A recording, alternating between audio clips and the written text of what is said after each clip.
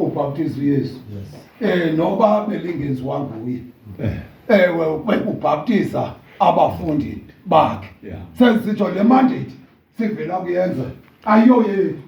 koko yeka Yesu uYesu wayithumela abafundi bakhe bayenze futhi akayilindisela into yokuba bayenze mhla angekhoyo kodwa wathi ngokakho kuba kuthiwa kuba amanzi ebemaninzi khona apho inoni kufuphi neSalem kwabonakala uba sikhangela yona ndawo inamanzi amaninzi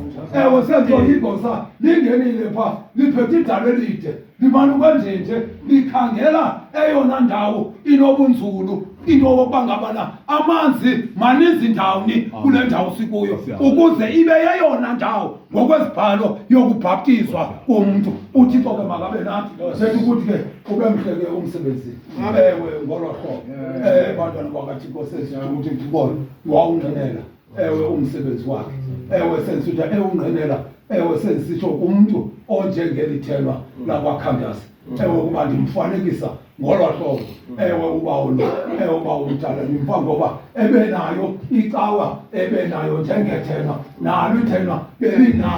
lalinayo icawa elalinayo kodwa lathi lawuva umcibi ngoFilip labona into yoba ngabana no makaqalele ukuba ngabana abhaptizwe futhi liwakhombe ngokwalo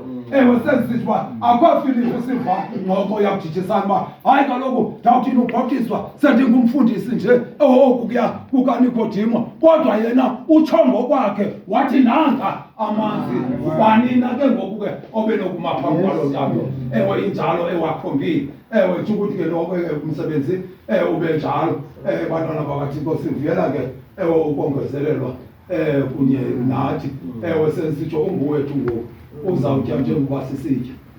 uzawuthetha njengokuba sithetha nevumba lakhe lizawufana nevumba lethu hayi sesitsho uba akho nto nzima ingathi ukubhaptiza umntu wawugqiba umane usiva ismelling no esingewona sisiqaqa noko akufunekanga ube nelinye ivumba bantwana bakaThixo apha ngoku sowuthe wafumana ithuba lento okokuba ngabana uyobula ubeke zonke izinto wawuke wazenza ngoba unikwa ithuba urhuqwanga unikwa ithuba into okokuba ngabana unikwe utshintsho unike ingxelo full account yohamba kwakho ngendlela ebingafanelekanga ngoku uthabatha indlela entsha